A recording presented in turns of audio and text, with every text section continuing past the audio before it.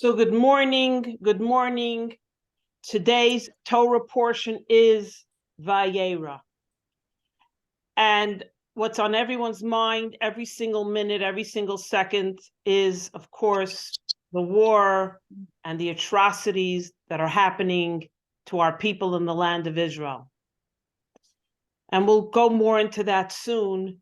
But everything in the Torah portion, it's so interesting that when you start reading the Torah portion, everything points to what's happening now in Israel. I guess that's why it says you have to live with the times with the Torah portion of the week. I want to do something that we've never really done before on the Torah portion, is that everyone knows after the Torah is read in Shul on Shabbos, we read a half Torah. And I want to share the half Torah of this week in addition to the Torah portion, because the half Torah this week speaks about something very, very powerful, I think. I just want to give a brief overview of what the half Torah is.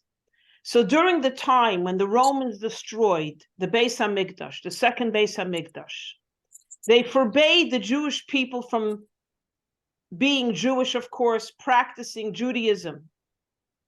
And then they realized that there's something weird. The Jewish people are remaining a people. They're still Jewish. They're still following all the mitzvahs and commandments.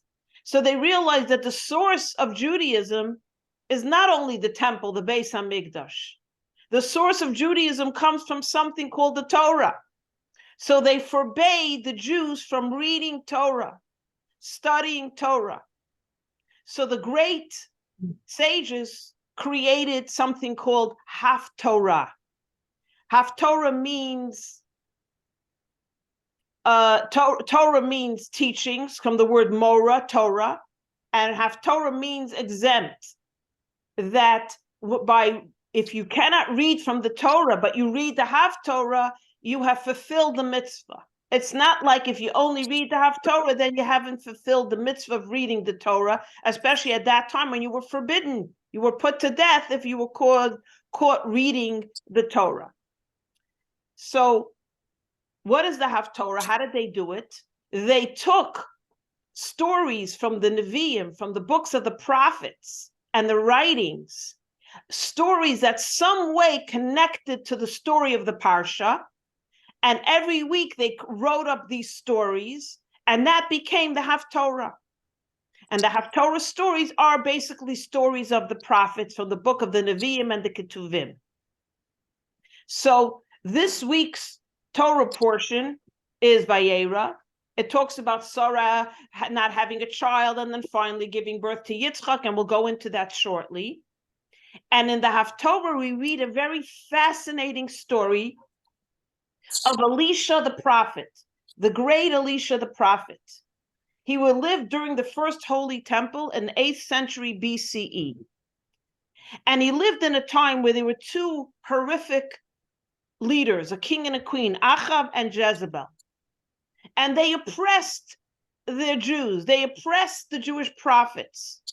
But there was another prophet called Ovadia, and Ovadia was a very wealthy man who was also an advisor to the king. And secretly, he took funds and he helped save the prophet from the hand of this awful king and queen. But then he fell into hard times.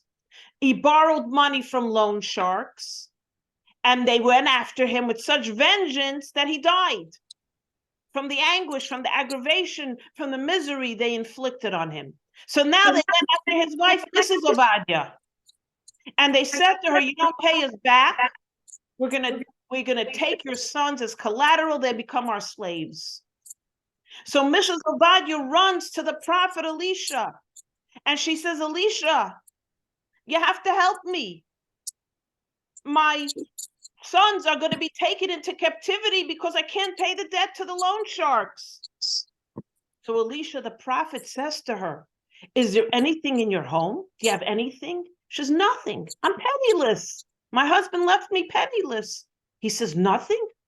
She said, "I have a small jug of oil."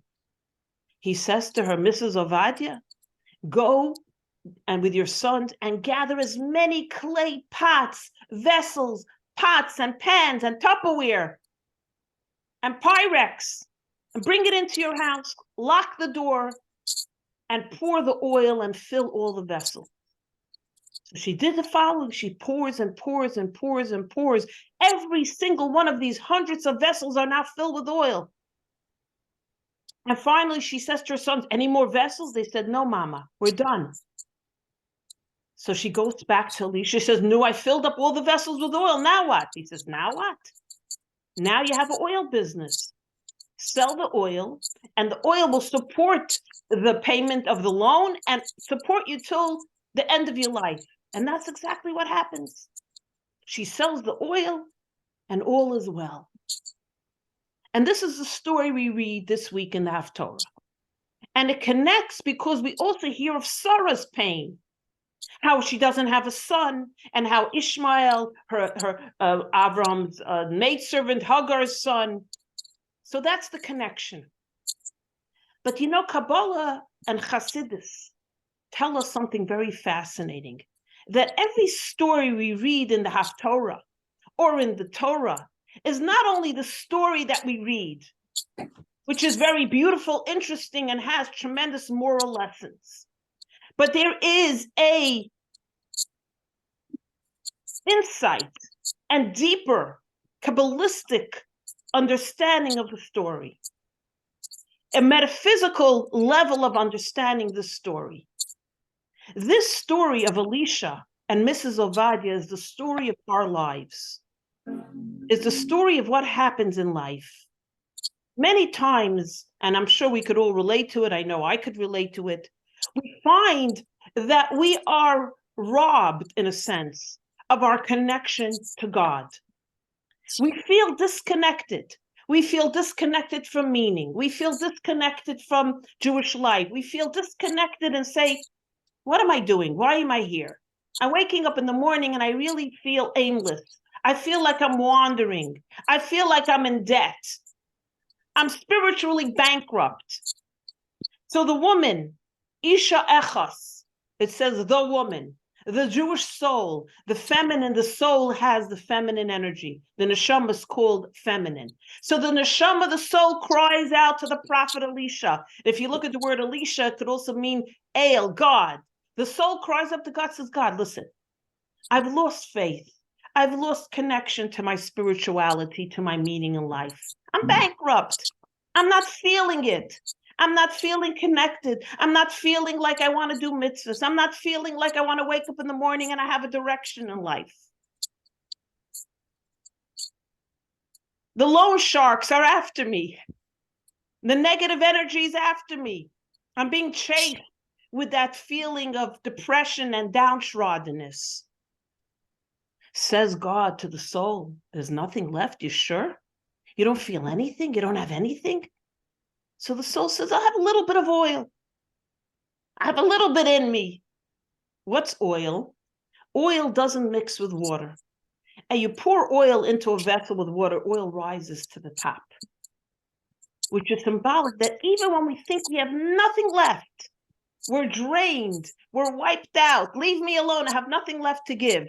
You tell your husband, you tell your children, you tell your neighbors, look, don't call me this month, I'm out, I'm done. You take that oil, even though you think it's not there, it's there. So God says, you know what? Start filling your vessels with oil. Do mitzvahs, even though you're not feeling it. Even if you're not in the mood of lighting Shabbos candles, even if you're not in the mood of setting a Shabbos table, if you're not in the mood of having a mezuzah on your door, even if you're not in the mood of saying a prayer or giving tzedakah or eating kosher or any one of the, going to the mikveh, any one of the mitzvahs, do it because it will re-energize you. So you pour oil into one vessel, yeah, and you do another mitzvah, and you keep doing even though you're not feeling it. And slowly but surely, guess what happens? You get back your mojo. You get back your mojo. You get back your mojo. You get back, like that baseball player was a very famous baseball player. He stopped hitting home runs and he didn't know what to do. He said to his coach, I can't hit my home runs anymore. I've lost my energy. I've lost my skill. I lost my talent. And the coach was a very smart guy. He said to him, keep hitting the balls. Keep hitting the balls. You're going to get back. You're going to get back your talent. And he did. We all go through slumps. The key is not to give up, to keep pouring oil into the vessel, even when we're not feeling it. Because most people say, if the emotion is not there, I won't act. I'm not in love with my wife this week. I'm not bringing her flowers. I'm not in love with my husband anymore. I'm not going to give him a hug when he gets home from work. But the Torah Chassidus teaches us, not always do you need emotion for action. Action equal emotion. It's counterintuitive. Act and you will feel. Act and the emotion will come. So even you're not in the mood of connecting to God, you're not in the mood of being Jewish this week. Look what's going on in the world. Who wants to be Jewish, let's say? Do it anyway, because action will bring to emotion. That's what the Haftorah is teaching us. Pour the oil, fill the vessels. Even you're wondering, why am I filling these vessels? Really? Gonna light a Shabbos candle? Yeah, sounds so beautiful. It's the spiritual light will dispel the spiritual darkness. Does it even work? Yes. Keep filling the vessels. Keep doing mitzvahs. Keep connecting to your soul. And you'll see the action will bring to emotion. And that's why if you look at the Torah, the mitzvah of Avos Yisrael, love your fellow Jew. How could God command you to love your fellow Jew? How could God command emotion? God could command action, give tzedakah, hang a mezuzah, buy kosher food, don't mix milk and meat. Okay, but how could God tell you to love someone? Was epis? Can I be told to love you? The answer is, doesn't mean, it means act lovingly. And if you act lovingly, it will bring you to feel love. So it's an action. It's an action, not a verb. Act with love, and that will bring you to love. When you're not in the mood, bring the flowers. You know why? You'll act with love, you will feel love. But if you shut down, you will never come back to where you're meant to be.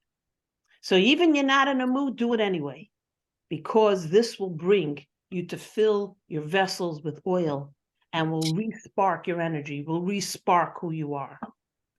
And this is the story of Elisha.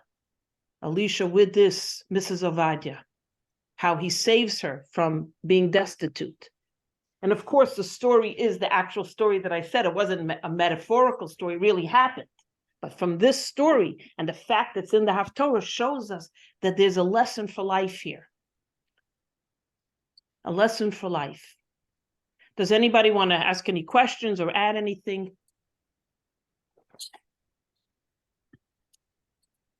So every morning I wake up, I wash on the Tilsidayim, I say Modani, I wash on Tilsidayim, and I go to my phone. I read everything in news, but I read from Israel because I want the truth, what's happening in Israel. And you read the Torah portion. It is the journey of Avraham and Sarah, the first matriarch and the first patriarch, and the trials and tribulations.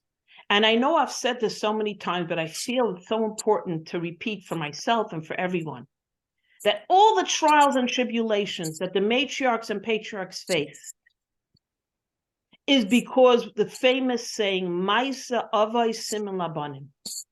The actions of our patriarchs and matriarchs paves the path for all generations. Paves the path. Everything Avram and Sarah do, and whatever happens to them, is not because God, not only God is testing them, or this is life, that's what happens. It's because they overcame all these challenges, all these trials. They paved the way that when every one of us comes to that same point in the road where we don't know what to do, where we're stuck, they cleared the way for us to know and have the energy, the sparks of how to do it. And I'll give you an example. And this is all based on Hasidic Jewish mysticism. Avram and Sarah leave their hometown. That was last week. They leave a place of idolatry and persecution because they believed in God and no one else did. And they come to the land of Israel. You have a question, Laura? Oh no. Oh. And now there's a famine. And Avram and Sarah lose all their money. They were very wealthy. There's a stock market crash. There's no food. They go down to Egypt. Now you say, didn't God just tell them to leave their home, their birthplace, their parents, their relatives? May not have been the best life, but at least they had mishpacha, they had family. Okay, go ahead, Kim. You have a question. Go ahead. Oh, sorry. I didn't know that I wasn't on mute. I'm sorry, guys. No, I have go a ahead. question. I know we are sending all our prayers to Israel, which we should. Aren't we united as one? And shouldn't we just be praying for the Jewish future instead of just Israel? Yes, Israel's fighting our fronts for now. But don't you think we need to start praying for the whole world, like America also? What's going on? Yes, yes. And I should have said that this is a prayer not only for the people in the land of Israel, a prayer for all of us, all over. Jews wherever we're found are being persecuted now. It's very. But I think why we're focusing on Eretz Yisrael is kind of that's the heart of the Jewish nation. But it doesn't, no, we pray for every Jew wherever we are, for the students on campus who are being attacked, for the people in every country that are being attacked, their homes looted, swastikas put on in the homes in Paris and in England, everywhere. So yes, we should definitely pray, and it's very important to point that out. Thank you, Kim. Yes, everywhere. So I'm gonna share it a little later, but I'm gonna show you something very fascinating. I just read about the sequoia trees in San Francisco, but which will kind of illustrate what you just brought up. But I'll do it in a minute. I want to finish the point. So point Masa of a similar banim. So everything that happens to Avram and Sarah paves the way for us. So they go down to Egypt for the famine, right? There's where they want to buy the food. And Sarah is abducted by King Pharaoh because he needs another beautiful woman in his harem. And there's a plague, and she's saved, and no one touches her. And Pharaoh realizes the power of Avram and Sarah. He gives them tremendous wealth, and they return back to Israel. But why bother with the whole thing that there'd be a famine? Couldn't God make a little garden in the backyard so Avram and Sarah don't have to go down to Egypt, and then Sarah gets abducted? But again, why do Avram and Sarah go down to Egypt? Who can draw a connection based on what we just said? What happens to the Jewish nation later on in history? We end up in Mitzrayim, in Egypt, as slaves. So when Avram and Sarah go down to Egypt, and then penniless, and then come out filled with wealth and power, and go back to the land of Israel. On one hand, this journey of Avram and Sarah is the journey of the Jewish nation, where we end up back in Egypt. Remember, we are enslaved by the Pharaoh, and we end up leaving with tremendous wealth back to the land of Israel.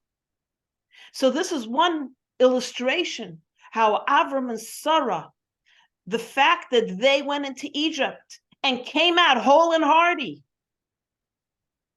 allowed the Jewish nation hundreds of years later to travel the same journey and come out whole and hearty, come out whole and rich.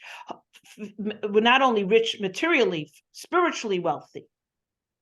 So we see that everything that happens to Avram and Sarah is not just, oh yeah, there's a famine, they go into Egypt, they have to go shop for food. It's the story of our lives. History repeats itself. And it is because they paved the way that when we were there, as miserable as it was as slaves, we were able to come out whole as a nation that went and got the Torah and settled in the land of Israel. This is what the stories of Avram and Sarah and the next matriarch and patriarchs, every one of the challenges they came before them and overcame, is for us, for our generation, to be able to overcome. So I want to give an overview of the story, and then we'll go into some of the details of the Torah portion. So this week's Torah portion, Avram is now 99. God tells him to circumcise himself. 3 angels disguised as men come, and they tell Avram and Sarah, you're going to have a baby boy. Remember that Avram had a son with Hagar, his maidservant who he married, because Sarah said, listen, we're not having kinderlach. I'm not able to have children, it seems. At least you'll have a child with the maidservant. We know Ishmael does not follow his mother's and father's path. He is an idolater. He's a killer. He's a thief. And every low-down thing that you see now happening in Israel, that's who he represents. He does not follow the path of his father Abraham. He chooses his own path of idolatry. And now Avram and Sarah give birth to a beautiful baby boy. And this baby boy, Yitzchak, is living in the same house as Ishmael. So Sarah says to Avram, I'm sorry, honey, we're going to have to send Ishmael and his mother Hagar out of the house because he's a negative influence. He's a negative influence. He cannot influence our son Yitzchak, who will be our successor, the next patriarch of the Jewish people. And Avram is feeling a little emotional about this. He's hesitating. So God says to Avram the most pivotal words. I always use it when I have an argument with my husband. Listen to your wife, Sarah. Tishma l'kaila, listen to her. She knows what she's talking about. And Abraham sends away Ishmael and Hagar. And this is one of the indications that we see that first of all, Sarah was a prophetess, but she was also very brilliant and understanding. And Avram recognized this in her. He recognized her superior spirituality and the fact that she was a prophetess, and he respected her tremendously. So though emotionally he felt, it's hard to send away a child from the house, a teenager from the house, but sometimes tough love. A child is doing things that are morally incorrect. You have to sometimes send that child away, especially if he's going to damage the rest of the family. Tough love, it's called. And then Sarah explains to Avram, why should we send him away? He will not be able to inherit with Yitzchak, she says, the Torah quotes. He will not be able to inherit with Yitzchak. So the commentaries say, what do you mean? He will not be able to inherit with Yitzchak, with Isaac. Avram and Sarah were multi-millionaires. Avram couldn't make a will and leave Ishmael some money, some property, some of his businesses. What's so terrible? You have 2 sons. Yes, one son is not exactly, or we would say really a poor reflection of your teachings. He's a murderer, he's a thief, but he is your son. Leave him a couple of million. Divide, especially you don't want to fight. You want to make peace. You take half of the pie and the other one takes half of the pie. He had enough money to go around for 10 children. So why can't there be a little compromise? Why does Sarah say he can't inherit with Yitzchak? It's not because he can't inherit with Yitzchak. What Sarah's saying, he wants to inherit in lieu of Yitzchak. He wants to inherit instead of Yitzchak, she's telling her husband. There will never able to be an equal cutting of the pie. The Muslims, the Arabs, the Hamas, the Hezbollah, what are they saying? They're not saying, you live here, we'll live here, peace and quiet. You have half of the pie, we have half of the pie. In lieu of the Jews, you cannot exist. You are not allowed to be alive. We need to kill, God forbid, every single Jew. They're not saying, let's divide the spoils. Abraham left us 5 billion and left you 5 billion. In lieu of Yitzhak, he wants to inherit. Sarah saw there could never be a splitting of the assets. That's not what Yishmael wanted. Yishmael said, it's all or nothing. If Yitzhak exists in this world, I cannot tolerate that. So you have to understand the underlying problem here. People are not understanding the facts. It's not that we can't share. Do you know what happened with Gaza? Do you know that we gave them Gaza?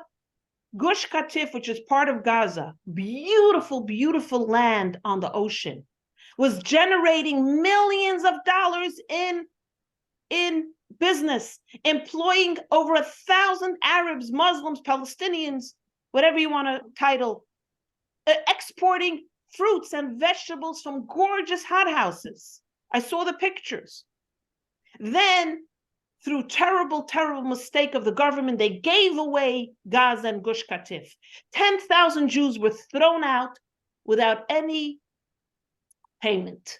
What did they do with those hothouses, with the industry, with the beautiful homes? They demolished them and set up rocket launching sites. In lieu of Yitzchak, I want to inherit. I don't want to share. I don't want to get half. I want to only be the inheritor of the land. This is what Sarah says to Avram. It's not that you can't give Yishmael money. Why not? There's so much of it.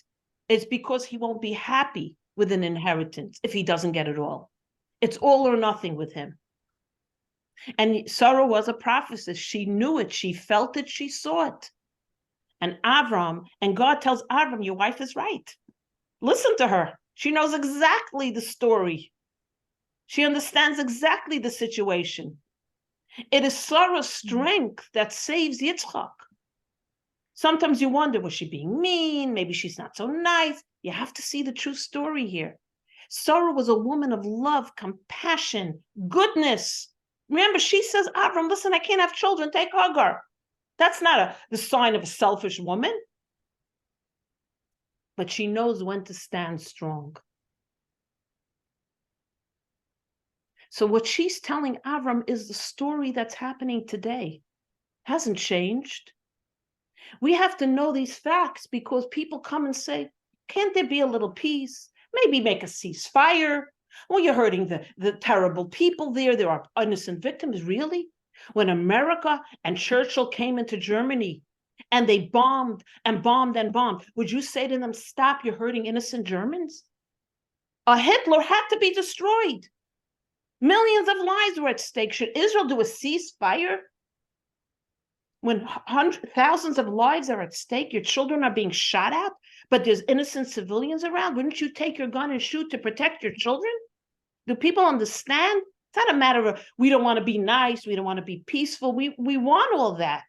But you have to understand, take it in perspective. Someone came into your house, God forbid, started to shoot your children. And you were shooting back, but there was people, spectators. You'd say, oh, spectators, I can't. You'd shoot, because your children are being killed one by one. You just shoot. Yes, there's innocent people, but what could you do? You have to save the lives of your family, of your people. You have to put in perspective, if it was your child standing there, would you shoot back? Or would you say, ceasefire, and they keep shooting at your child? So once you try to put it and make it personal, it takes on a whole different perspective. Very easy to sit in a beautiful air-conditioned office and start saying, yeah, ceasefire. We need more aid. Turn on the electricity for them. Nebuch. You have to understand what's going on here. It's Hitler cremating the Jews. We fight back. We have to fight back. It says in the Code of Jewish Law, if an enemy takes a bale of hay from your barn on Shabbos, take out your gun and start shooting because they're going to take your children next. It says it in the Code of Jewish Law. So we are obligated by Jewish law to defend our children, our families, our people. This is what the Torah is teaching us here. This is not an ancient Torah, it's a Torah for now and here and now. So Avram and Sarah, they tell Ishmael, you have to leave. You cannot be here and you cannot inherit. Because if you inherit, no one else will inherit. We know your intentions. We know your intentions. And we see that this is what happens. This is what happens. Let me take a little breath. Does anybody want to add anything, say anything? Don't be shy. I have a question. You said that you can shoot them if it's on Shabbat, but if it's not on Shabbat, do you shoot them? No, the Code of Jewish Law mentions Shabbos because you would say, oh, it's Shabbos, a holy day. Am I allowed to go defend my people on Shabbos? Of course, the Code of Jewish Law, it's in the laws of Shabbos that even on Shabbos and holidays, you take out your gun. Remember, the war started on Simchas Torah, the previous war, Yom Kippur. They know that it's a day of holiday. They intentionally attack on a Yontif, on Shabbos. This is their intention. They know the Jewish calendar. So the Code of Law is emphasizing even on Shabbos you save a life, because people say, "But Shabbos, I could desecrate." Of course, Shabbos is secondary to life, secondary to saving a life. You know, God forbid someone gets sick on Shabbos, 911. You don't even hesitate. You get in the car and you drive the person to the hospital. So this is emphasizing that even on Shabbos you go save a life, even if they just touch your hay. A bale of hay, you say, but they only touched my bale of hay. But that's the thing. They only took Gush Katif. They only took Gush Katif. They only took Gaza. And look what happened. This is the things. People, you have to see the future. That's not only if you're going to give them a piece of land, only if you're going to give them the shirt off your back, only if you're going to share your shoes with them, they'll be happy. He only wants to inherit instead of Yitzchak. Instead, in lieu of Yitzchak. Sarah says, go ahead, Jane. I had a question. I might have zoned out. I apologize. What did Ishmael do to show that this is how he felt? Well, Ishmael was remember when Yitzchak is born, he's already 13. Right. He was, I don't want to use it. He was accused of rape, murder, thieves. He worshipped idolatry. He bowed down to idols. Any sin in the Torah, he did. Oh. So his behavior spoke for itself. It's not like they didn't know. Maybe he's really a good kid. He did everything that could be done. He did. He was known as a violent person. You know. And is this implying a whole nation? Every single is that comes from him is.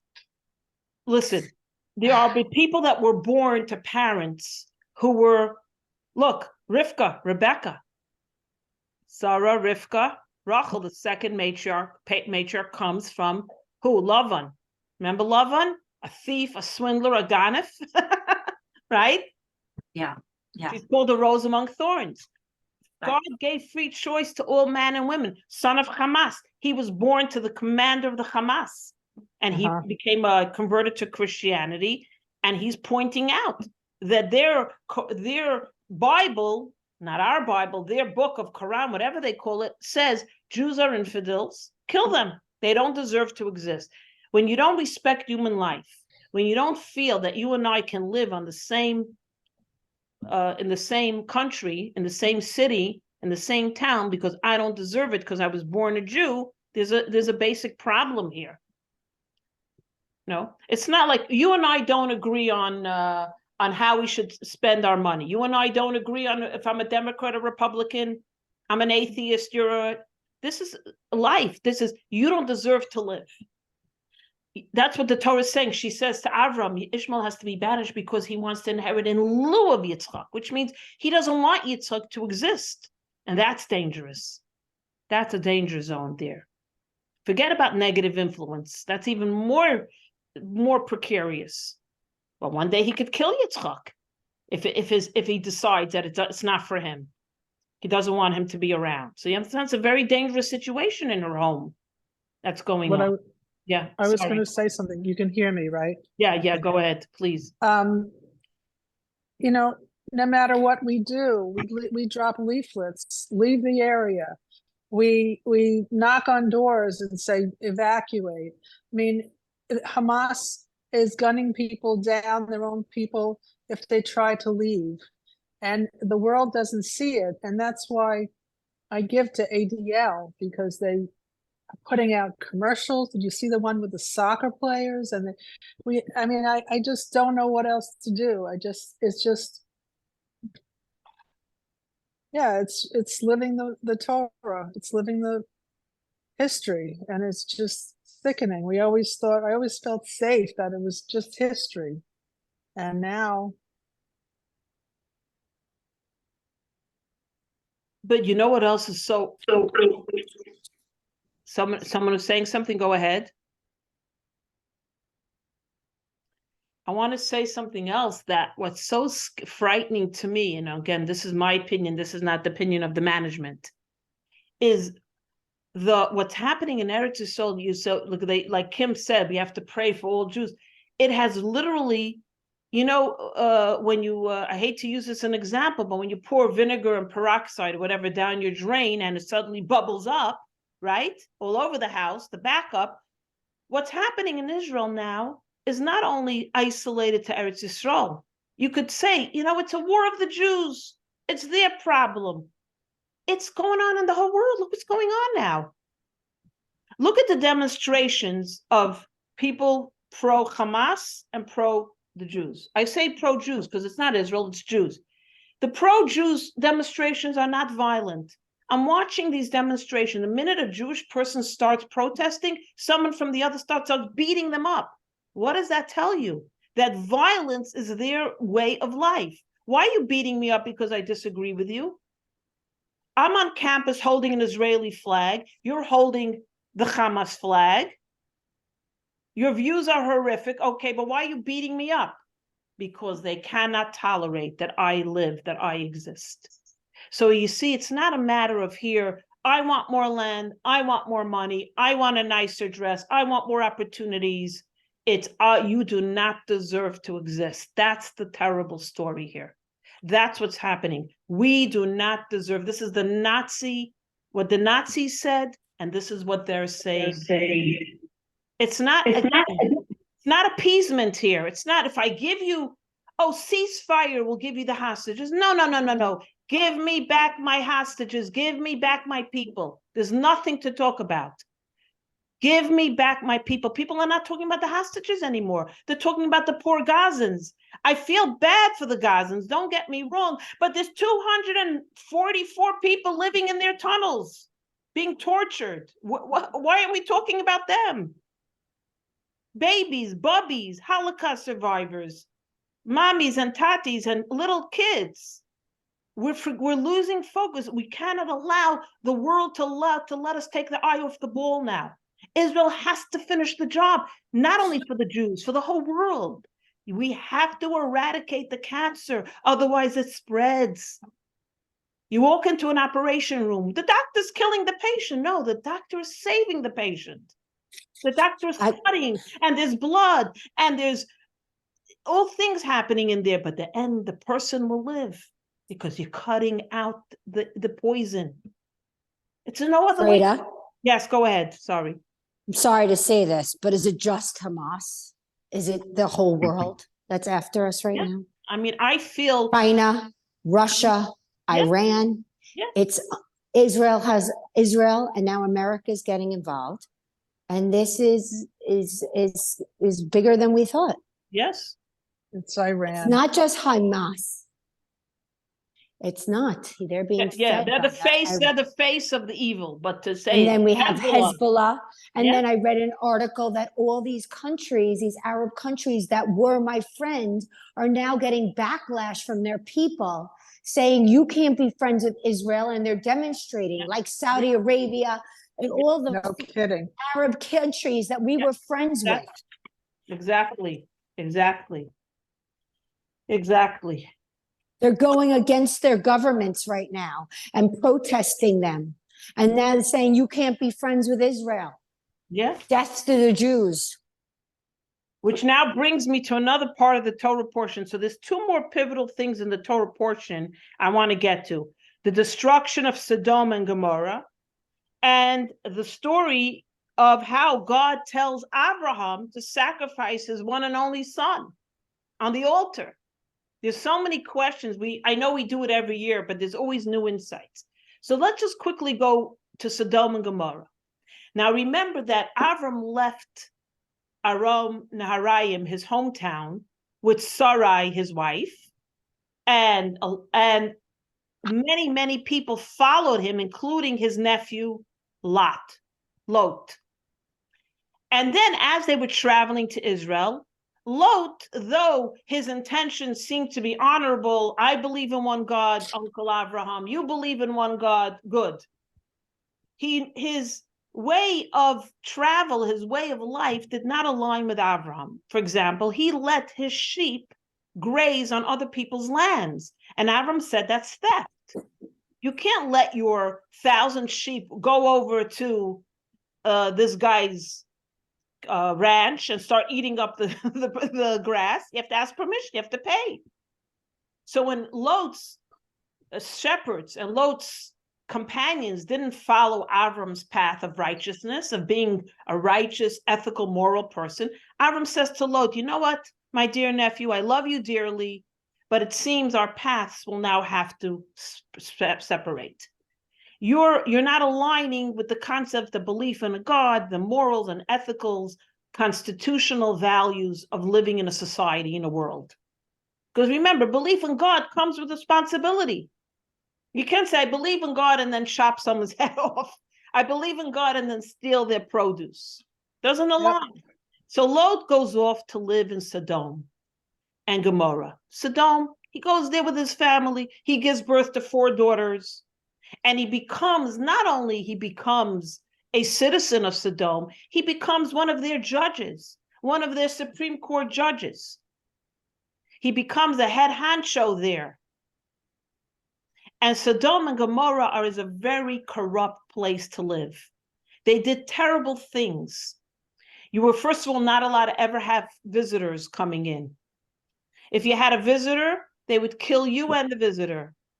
They did terrible, terrible things to people who happed upon their country. They were miserable, selfish killers.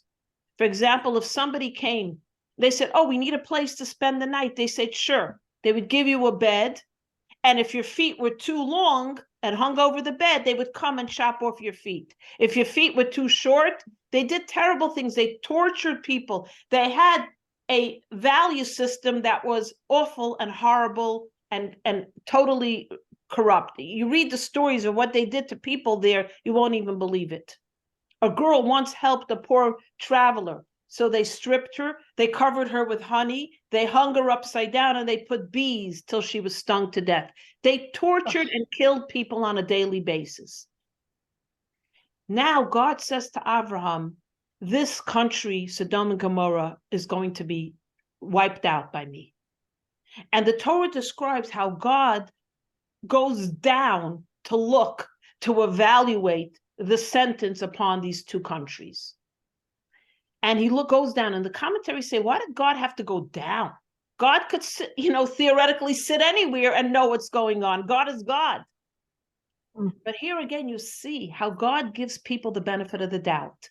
The Torah describes God goes down to check it out. I'm not going to just destroy 2 countries because people said they're bad or no one likes them. Let me go see what's going on.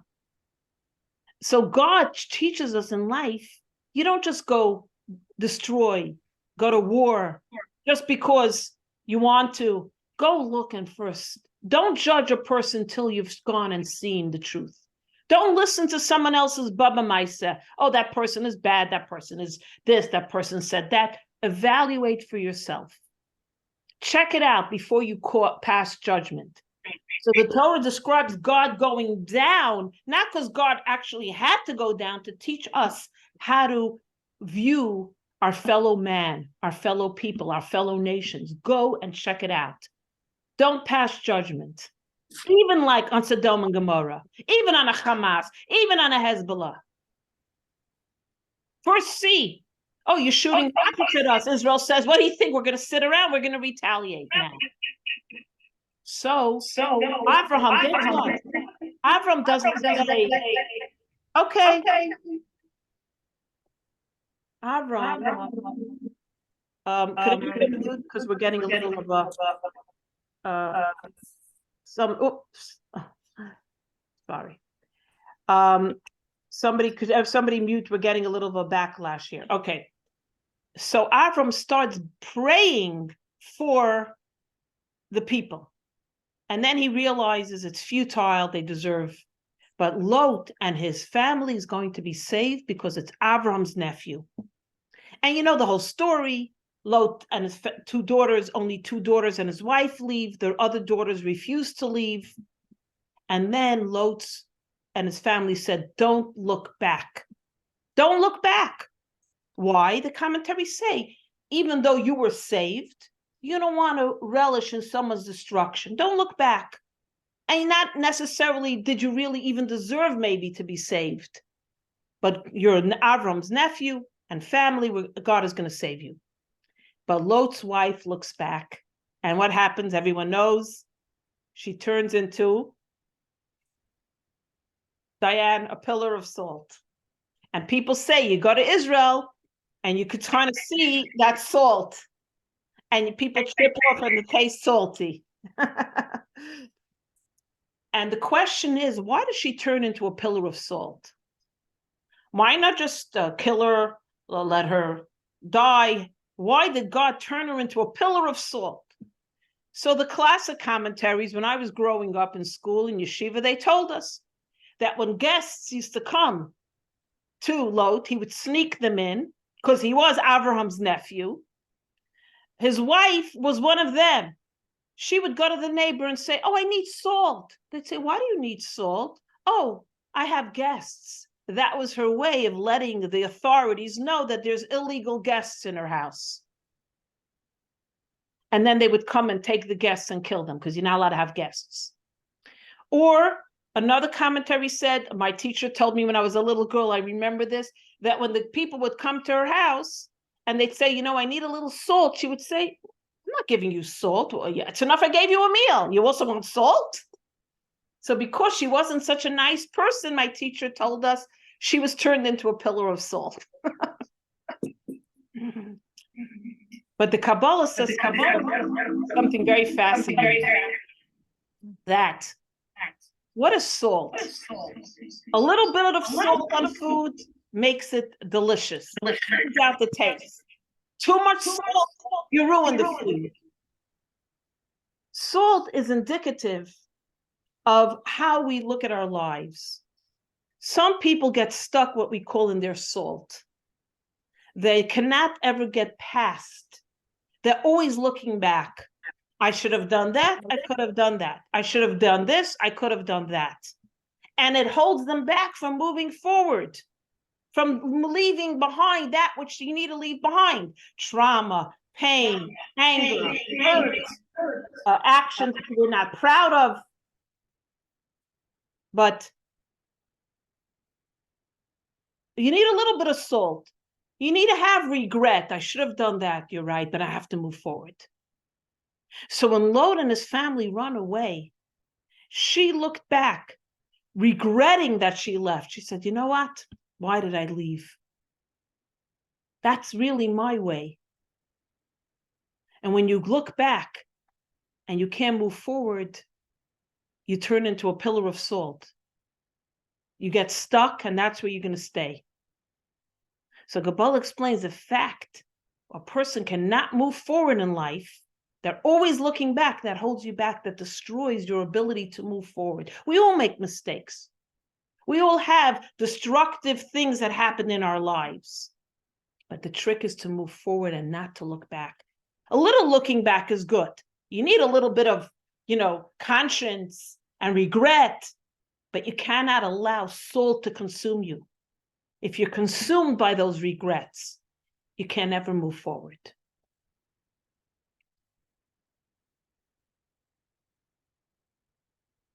And that's the story of Lot and his family. One of the insights is, of course, so much to learn from what happened there and so on. Does anybody, again, want to say something, add something? There was a car pulls up by a bridge, and there's a rabbi and a priest. They're standing here holding up a sign. The end is near. So the guy pulls down his window and he curses out the rabbi and the priest. Don't give me that baloney. I don't believe in that. And he goes and the bridge is down and his cart goes off the edge.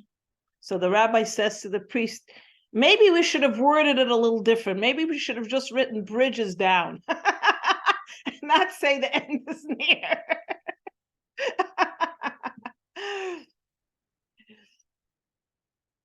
I have a question. Yes, please Can go you hear ahead. me? So what does Lot Lot, what does he do when he sees his wife turning back? Was he ahead of her? Like, why didn't he stop her? Or did he? I'm just curious if there's any commentary. Yes, so the describes like this: Lot and his two daughters, his single daughters, his married daughters refused to leave. Their husbands were Sodomites. We're not leaving. We don't believe there's going to be a destruction, just like with Noah and the ark. He's running with his wife. The angel of God says, don't look back. She just tilts her head a little bit to the back. They're side by side. Before you know it, it's almost like science fiction. She turns into a pillar of salt. It happens instantaneously. So it's not like he even has a chance to pull her out of the swamp or say, honey, hold on tight. We were told not to look back. She looks back and boom, the consequences happen instantaneously. Now, the commentaries say, how did she turn into a pillar of salt? So if you think about it, you know when there's a tremendous eruption of volcano, right? The ash, the white, those things, they crystallize. So the commentaries explain, think of an erupting volcano where the ash kind of covered her into a suddenly, into a, you know, so there was no chance. It's almost like getting pulled into an earthquake.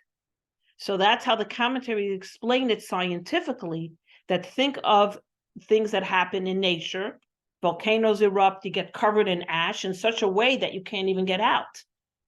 So that's what actually happened. The sulfur from the burning flames and the tremendous fires that consumed Sodom and Gomorrah covered her.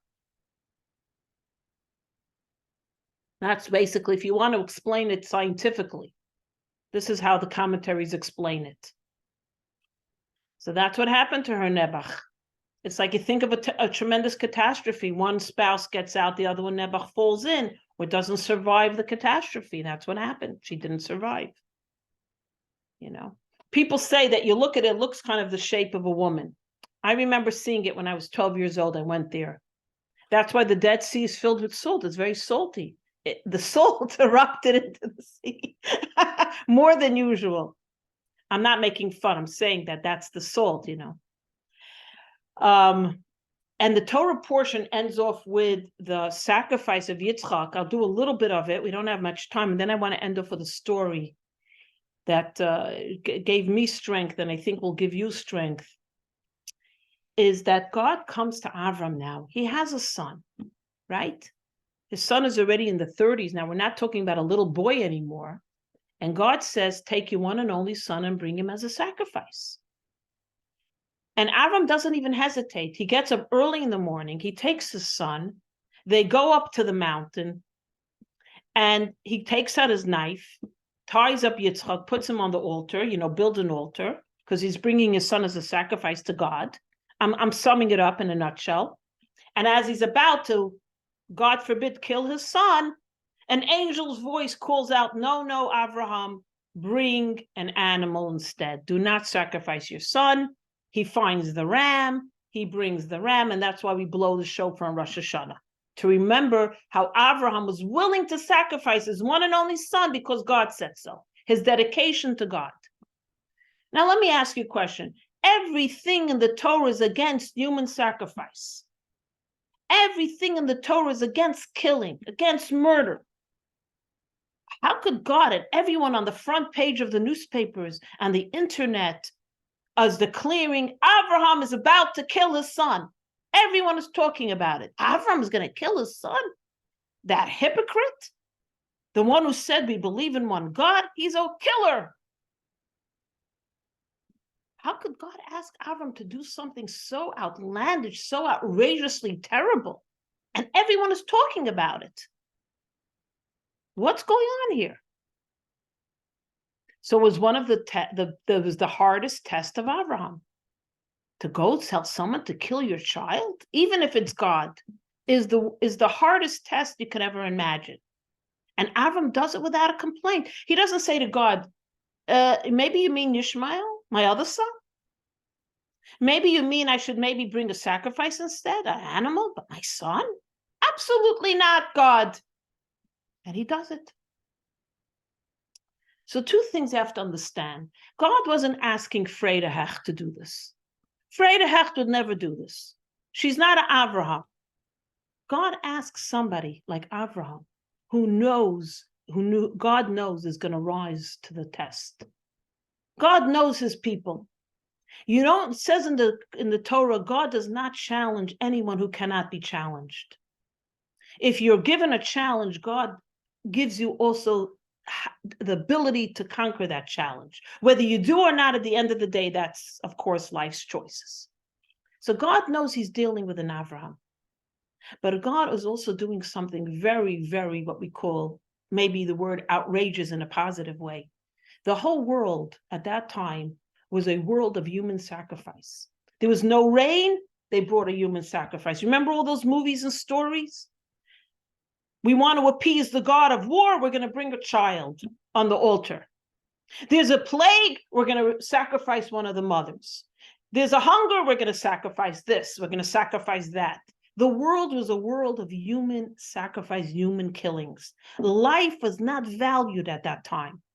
In their perverted way of thinking, human sacrifice was a way to deal with the gods, appease the gods. God was showing the world in a very dramatic way that human sacrifice is not the way of God. This is not what I want for my people. This is not what I want for my world. Human sacrifice is never, ever acceptable. Of course, we're not talking about war now when you're defending your family, your land. So God, in God's way, made a worldwide declaration. Never, ever sacrifice your child on the altar. Never. This is never, ever acceptable. Never, never. Human sacrifice can never be a response to anything that happens in life. We never sacrifice our children. Never. So God, Avram lifts up the knife and the angel calls out, no.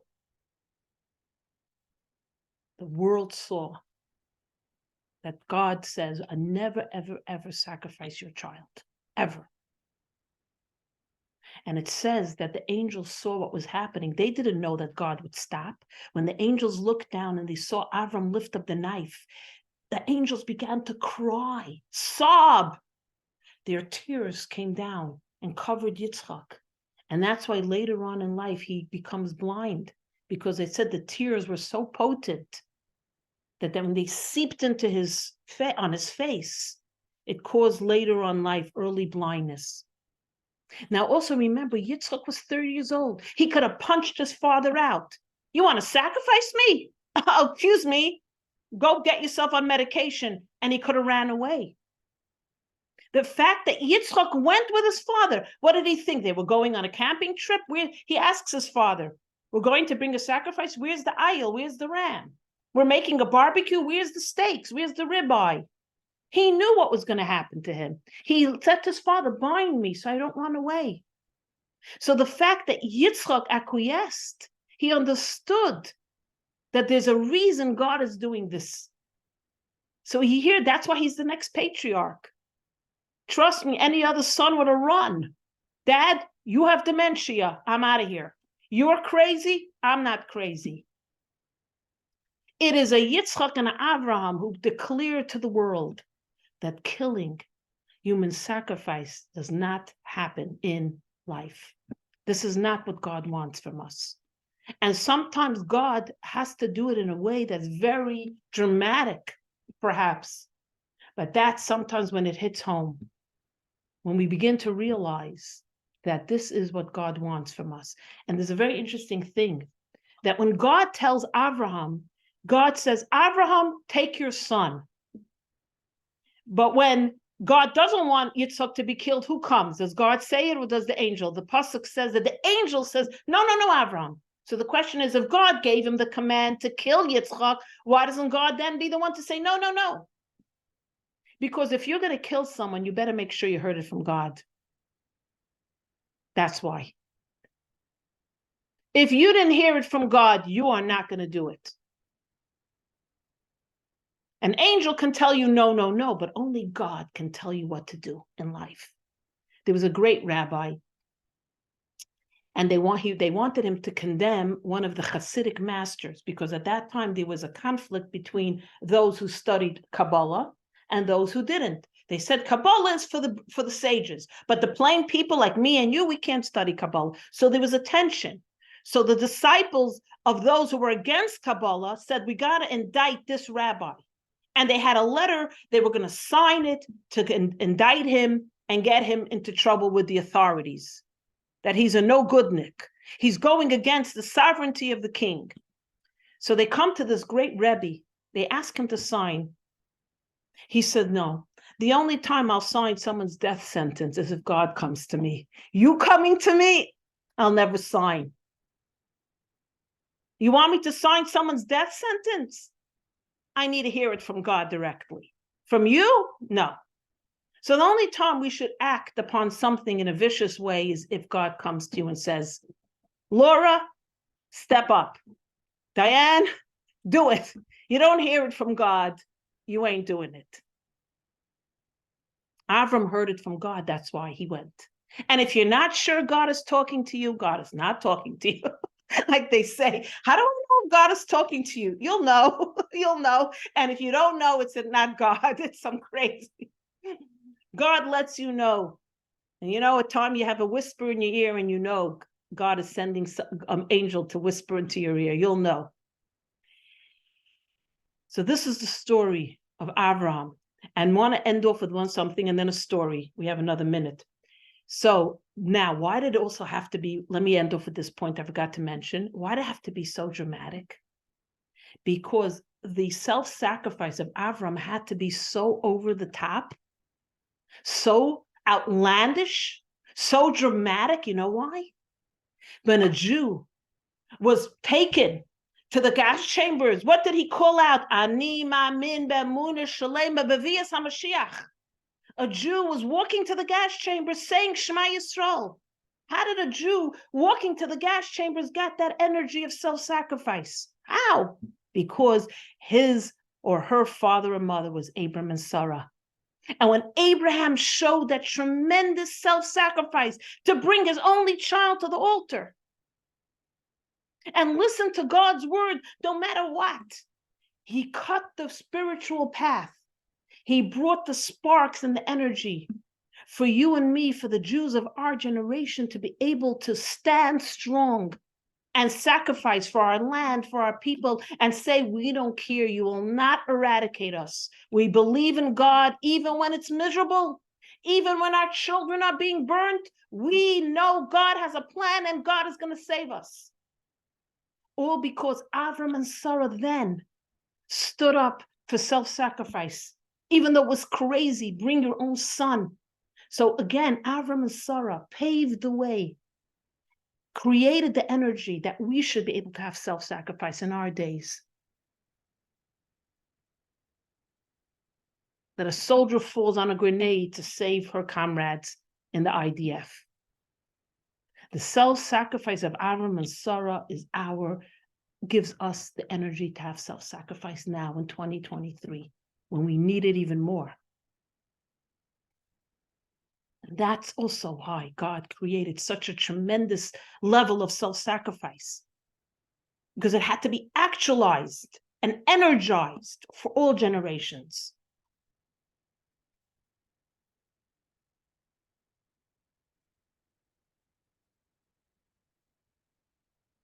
So I want to end off with a little story that I read. I thought was so apropos for today.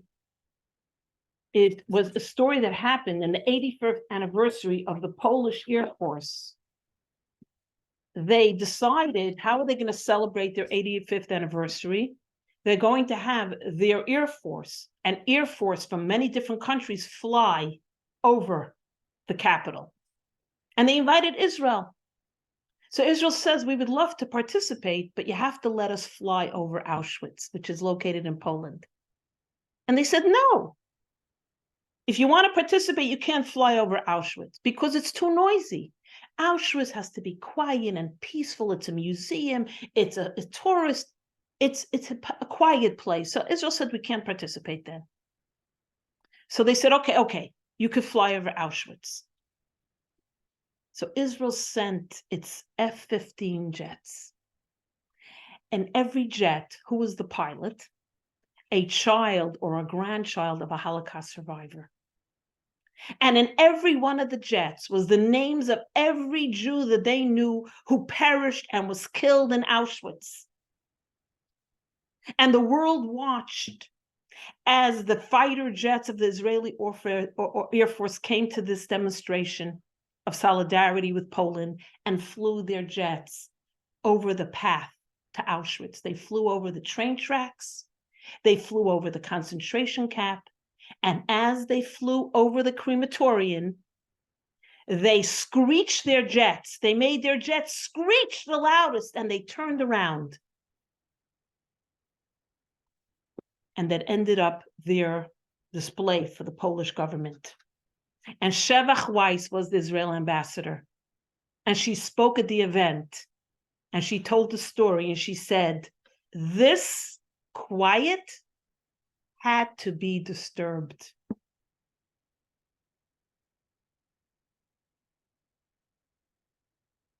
This quiet, what's going on now, has to be disturbed. We have to screech, we have to cry, we have to pray, we have to do mitzvahs. We have to stand up for our people. This quiet has to be disturbed.